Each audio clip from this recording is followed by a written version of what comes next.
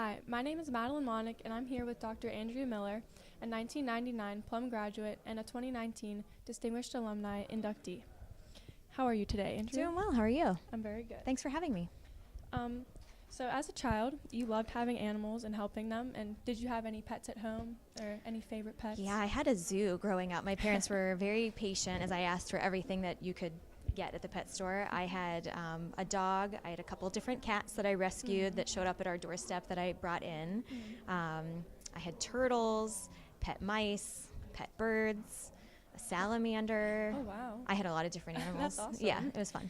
We had never had anything other than like dogs and cats. Yeah. So that would be so cool. Yeah, to it was have all cool. those It was fun. animals. Do you have any like favorite jobs that you had with animals? Because I know you worked a lot with them. Yes, one of my favorites was volunteering at the Pittsburgh Zoo.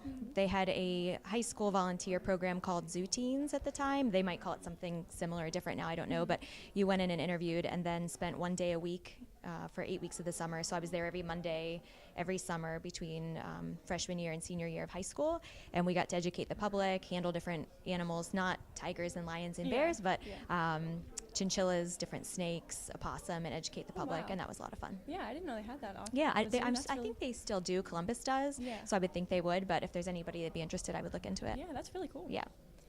Before vet school, you said you worked in a lab animal setting and like Yes. explored drug options? Yes. Can you tell me anything? Yeah, so I I worked in a toxicology lab, which means drugs that were for human use but hadn't made it to market had to be tested so that the manufacturers could prove the safety of the medications. And there's different levels of trials, starting with the animals and then into human and hospital trials.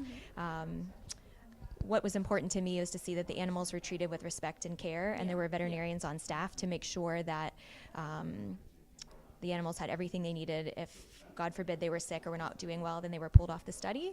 But it was really important to me to see that a veterinarian was there to be the voice for the animals and make sure they were cared for properly. So you helped keep them like safe. Yeah. I wasn't a veterinarian at the time, but yes, what I did is I medicated them. Yes. So I gave them the different study drugs, which were given, there was a serial number, so I didn't even know what it was because it's so confidential.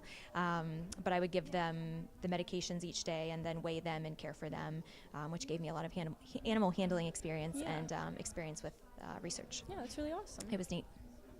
You opened your own animal hospital about 4 years ago. Yeah. So what was that process like for you, like opening it up, and did you have any problems? Yeah, good question.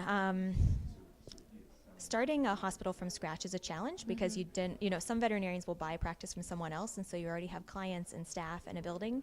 But I started my own, so I think the fun part was I got to make it what I wanted. How I wanted, the colors, the furniture, the pictures, and also then the policy. So how I wanted pets taken care of or whatever. That was a lot of fun. I think challenges, everything went pretty smoothly, but I also took my time speaking with architects and other veterinary practice groups that help veterinarians open to make sure that, let's say, our x-ray table, there was enough room on both sides of the table for us to hold animals for x-rays, or that a lot of exam rooms will have a table that'll come down to put the animal on if they're small, or be up against the wall if you have like a Great Dane or a bigger dog in the room.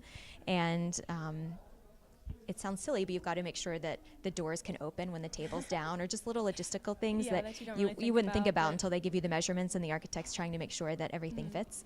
Because I have colleagues who did open practices and maybe the measurements weren't quite right, and that was a problem for them. So I made sure that everything fit and worked properly. Did you have any problems like finding clients or anything?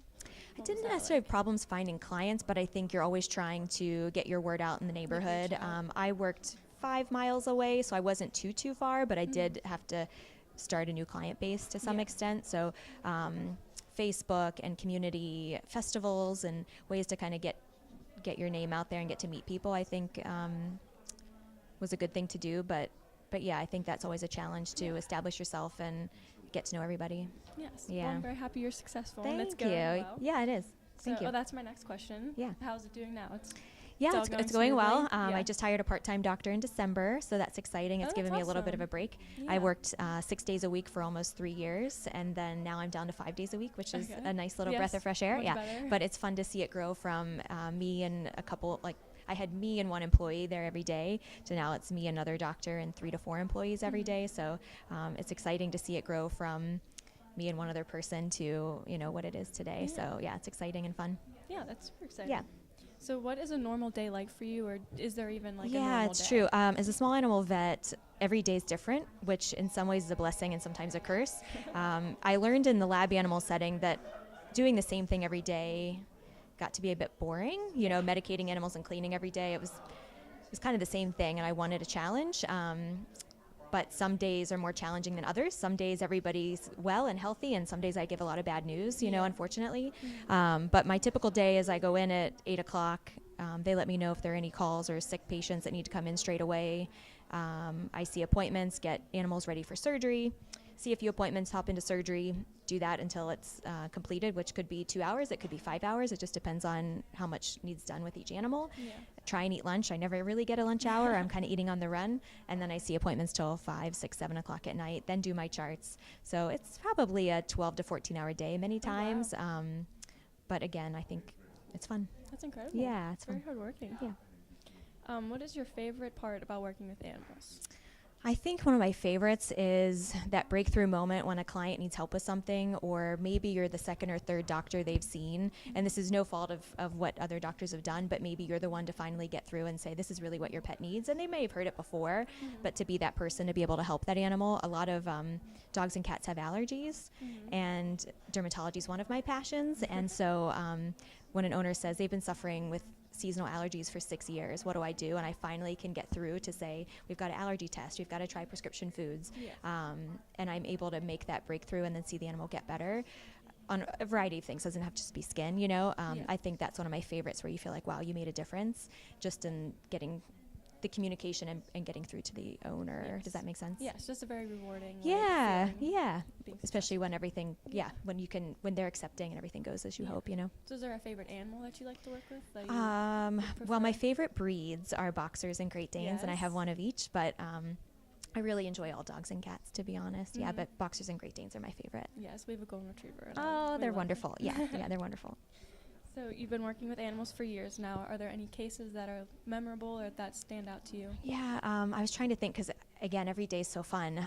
One in particular, I had a new client come in because their kitten had a broken leg, and he said, you know, we have a bunch of barn cats, we've got horses, I can't care for this one, I can't bring him inside. And so this poor little kitten probably wasn't even 6 months old, and I thought, well, I can amputate the leg. It wasn't fixable, the fracture, because it was really infected. And I thought, I can amputate this kitty's leg and find the kitty a great home. And so I did. And 2 hours after the cat recovered from surgery, one of my previous neighbors came in, and their cat had passed away 6 months prior. And I said, are you guys ready for a new addition? And they were like, well, we're thinking about a kitty. And I said, I think I have the right cat for you. So when I brought the kitty in, they were over the moon excited and said, she's ours, she's ours, she's ours. And they call her Triples because she has 3 legs. And this cat swims in a hot tub. She climbs trees with only 3 legs. They feed her shrimp, all these things like they shouldn't be doing. They are spoiling her rotten, and it's so cute. She lives with a Rottweiler, and they like cuddle and snuggle, and I get pictures from time to time of how spoiled this cat's life is. And that was really fun, because that cat could have been put to sleep if we didn't find the right owner, or I wasn't able to do surgery that day. And she's living her best life. Just really cute. So amazing. Yeah, it's cute. That's such a fun job. So rewarding. Yeah, it's fun. So thank you so much for coming today. Yeah, thank you. And we'd just like to thank all of the other inductees for coming in and being interviewed today.